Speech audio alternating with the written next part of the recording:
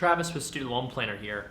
Is a typical chiropractor salary enough to pay back the student loan debt? Here's the issue. You really can see a lot of chiropractor salaries for new grads being in the $50,000 range. That's been our experience, and we've consulted with hundreds of chiropractors on their student loan debt. And we see a range of incomes. You know, some have broken the six-figure mark that own their own practices that are doing really well, but we've also seen people only make $40,000 struggling to get full-time work, having to be an associate for somebody else that's also struggling.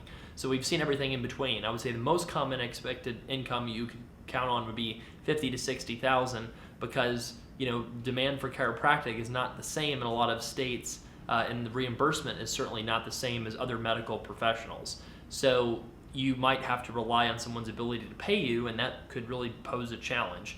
Now, if you're going to borrow $200,000 to $250,000, which is the typical debt that we see for chiropractic school, if you wanted to pay back your debt over 20 years, you would have 40% of your income going to loans in a lot of cases. That's really not sustainable psychologically, but also it's just you're not making enough progress. And if you're going to take 20 years to pay back your loans anyway, then you might as well go for a pay-as-you-earn plan that can pay your loans, but have most of them be forgiven because you'll be paying 10% of your income, which could be maybe $4,000 or $5,000 instead of $20,000 or $30,000 or $40,000 or $50,000, a year.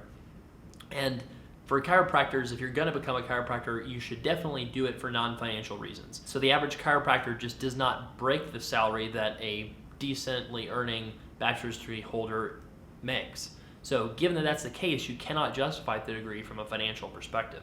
However, if you are a chiropractor already, you obviously want to try to make as much money as you can, and you probably want to try to be a practice owner. So if that's the case, you want to minimize your taxable income, utilize the loan forgiveness strategy, and have a high savings rate, and you can actually have a really solid financial life no matter what your student loan debt. So a chiropractor salary, you've got to do it for the love of what you do and not for the income, even though some people can make a good income, but you should not go into it expecting that from our experience. If you have a lot of chiropractic student loan debt, reach out to us, studentloanplanner.com/help. If you want to learn more about our services, we do one-on-one plans for people. And then just share your experience with chiropractic loans in the comments below.